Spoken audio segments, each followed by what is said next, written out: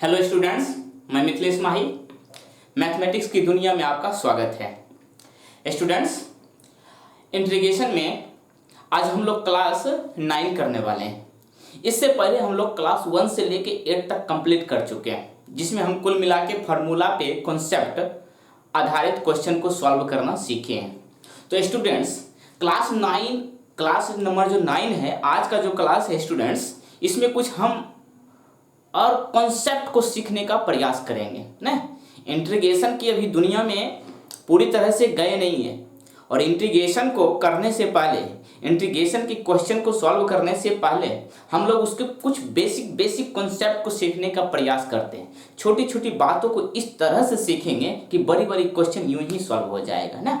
तो students, class number 9 लिख देता हूं यहाँ पे, क्लास 9 दिख रहा है ना।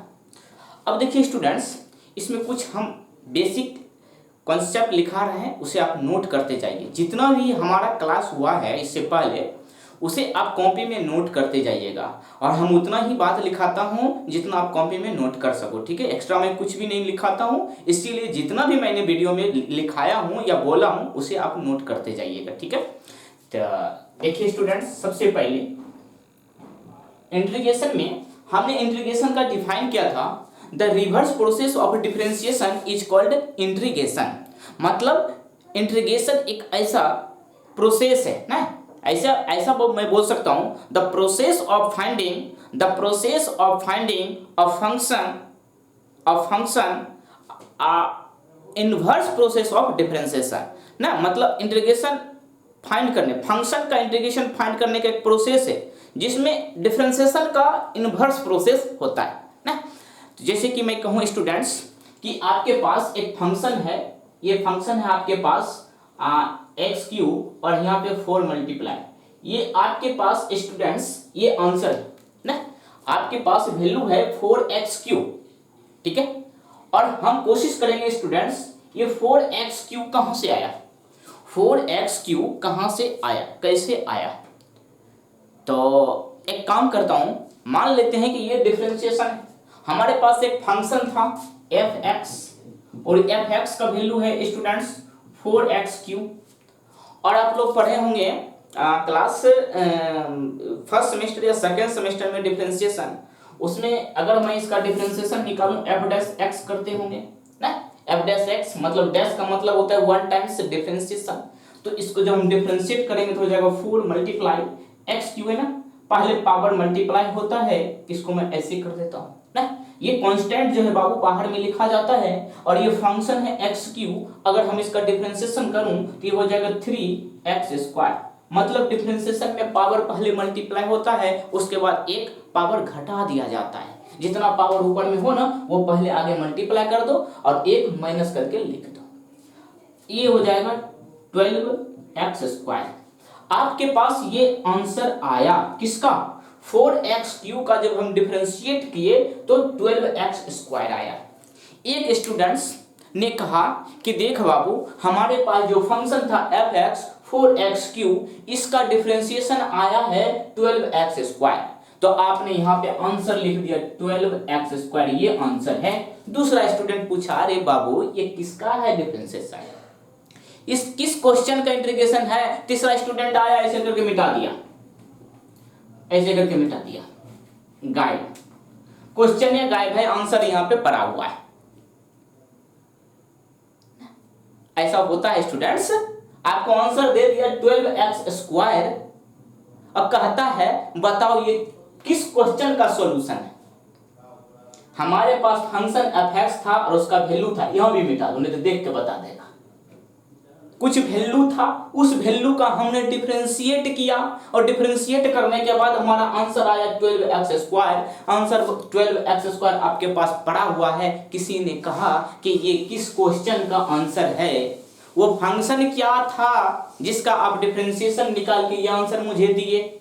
तो स्टूडेंट्स, इस फंक्शन का ये जो रिजल्ट है, इसका क्वेश्चन जो हम फाइंड करते हैं, जिस तरीका से फाइंड करते हैं, जो नियम लगाते हैं, जो प्रोसेस लगाते हैं, उसी को कहते हैं स्टूडेंट इंटीग्रेशन। हमारे पास जो ये फंक्शन का वैल्यू आया है डिफरेंशिएशन करने के बाद जो हमारा आंसर आया है, इस आंसर का क्वेश्चन निकालने के लिए अगर आपको कहा जाए इस रिजल्ट का, इस आउटपुट का इनपुट अगर आपको फाइंड करने के लिए बोला जाए, तो जो नियम अपनाओगे, जो प्रोसेस अपनाओगे, जो तरीका अपनाओगे, उसी तरीका का, वही प्रोसेस का, वही नियम का नाम होता है इंटीग्रेशन ना। तो जैसे देखिए निकालता हूं, हमारे पास है 12x², तो यहाँ पे इंटीग्रेशन का सिंबल देंगे, इस रिजल्ट को यहाँ पे लिख देंगे 12x², और इसका इंटीग्रेशन स्टूडेंट x के रिस्पेक्ट फाइंड करेंगे। और जब हम 12x² का रिजल्ट फाइंड करना चाहूंगा, तो आपको पता है इससे पहले वाले वीडियो में किस तरह से इंटीग्रेशन निकालते हैं। तो इंटीग्रेशन कैसे निकालते हैं, फार्मूला x⁻n इंटू dx है, तो बाबू ये हो जाता है x⁻n+1 बाय n+1। हम इसका पीएचडी आपको करवा चुका लेक्चर नंबर 1 में, और कहीं पे लिखा रहता है where n does not equal -1। इसका मतलब ये नहीं समझ लीजिएगा कि अगर n का वैल्यू -1 दिया जाए तो उसका इंटीग्रेशन नहीं निकलेगा। इंटीग्रेशन तो निकलेगा, लेकिन इस नियम से नहीं निकलेगा।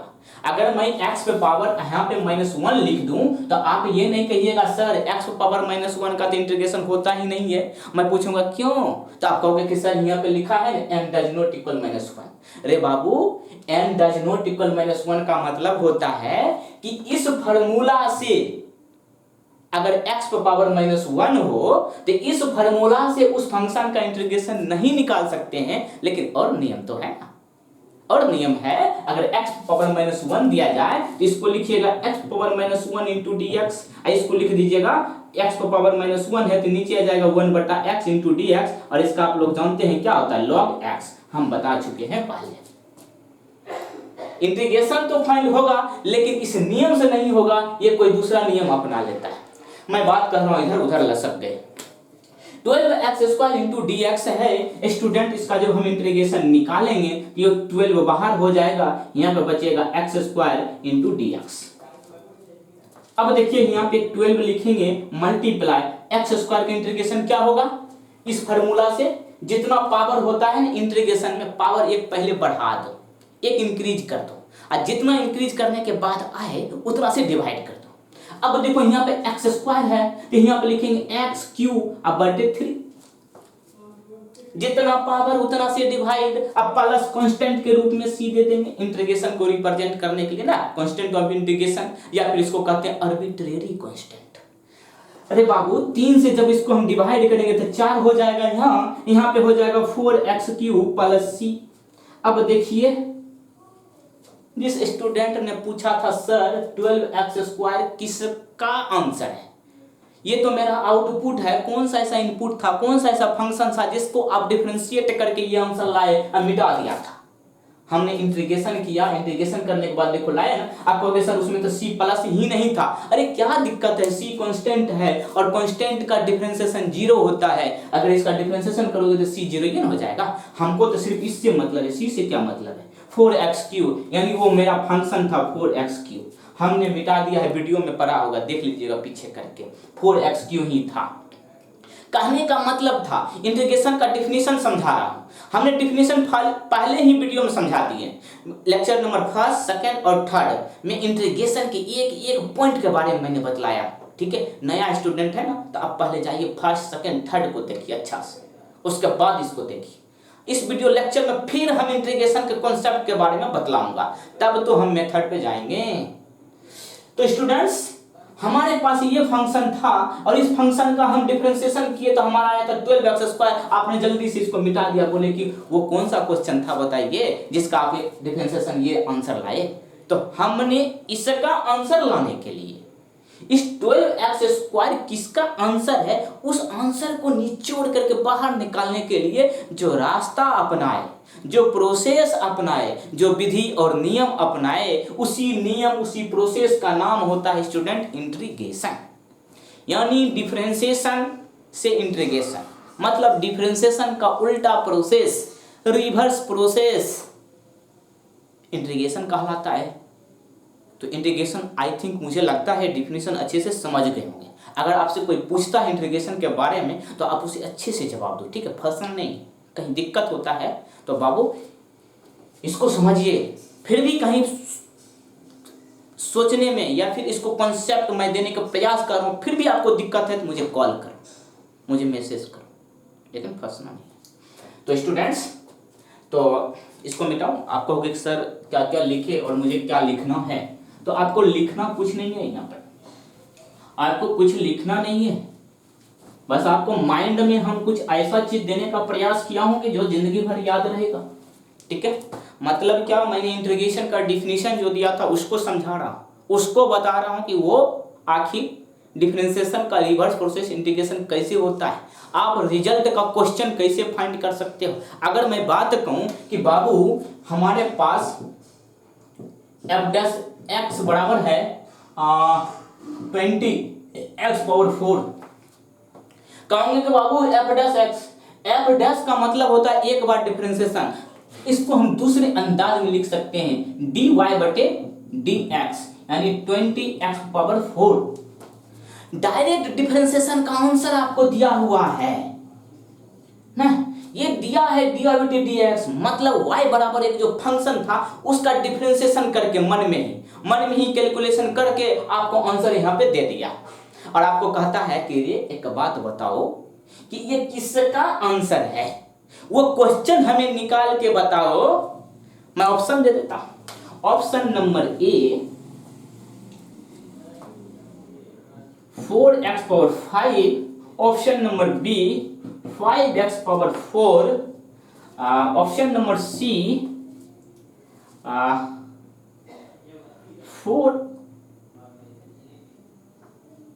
20x⁵, option number D none. चलिए, हमने एक क्वेश्चन दिया आपको कि एफ डैश एक्स बराबर 20x⁴, या उसको लिख सकते हैं dy/dx बराबर 20x⁴। तो बताइए ये किसका आंसर है। किस क्वेश्चन को जो सॉल्व किया गया था, किस फंक्शन को सॉल्व किया गया था, उस फंक्शन को बाबू निकालो। वो क्वेश्चन किया था जिसका आपने डिफरेंशिएशन निकाला। आप ये नहीं कहिएगा सर इंटीग्रेशन की दुनिया में डिफरेंशिएशन कैसे घुसा दिए। अरे डिफरेंशिएशन अगर नहीं पढ़ेंगे तो इंटीग्रेशन बनेगा ही नहीं। विदाउट डिफरेंशिएशन का इंटीग्रेशन पॉसिबल ही नहीं है।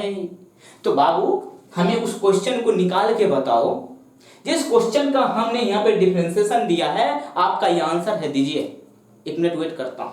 ये बताओ किस क्वेश्चन का हमने यहाँ पे डिफरेंशिएशन करके यहाँ पर दिया।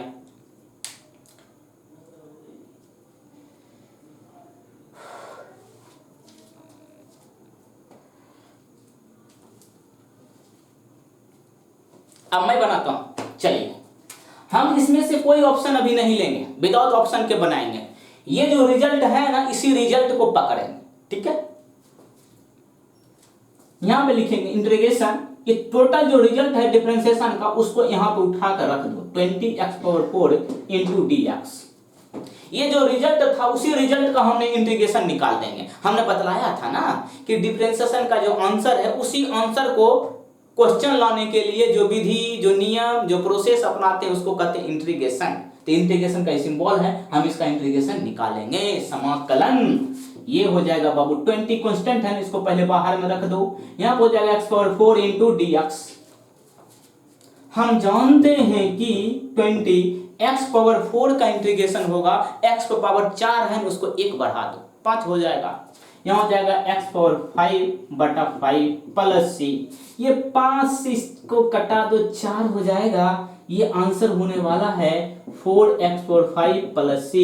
c रिप्रेजेंट करता है कि जिस क्वेश्चन का इंटीग्रेशन निकाला गया या डिफरेंशिएशन निकाला गया कांस्टेंट को रिप्रेजेंट करता है। तो चलिए इस पर हमको उतना गौर नहीं करना है। हमारा आया है 4x⁵। ऑप्शन में ढूंढिए कहाँ है ए नंबर, यानी 4x⁵ है उसी का, मतलब इसका डिफरेंशिएशन ये आया।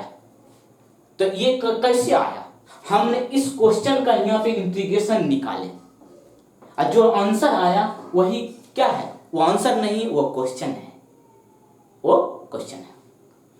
तो स्टूडेंट्स हम क्या समझा रहे हैं, कुछ बच्चे ये भी सोचे होंगे सर क्या समझाने का प्रयास कर रहा है।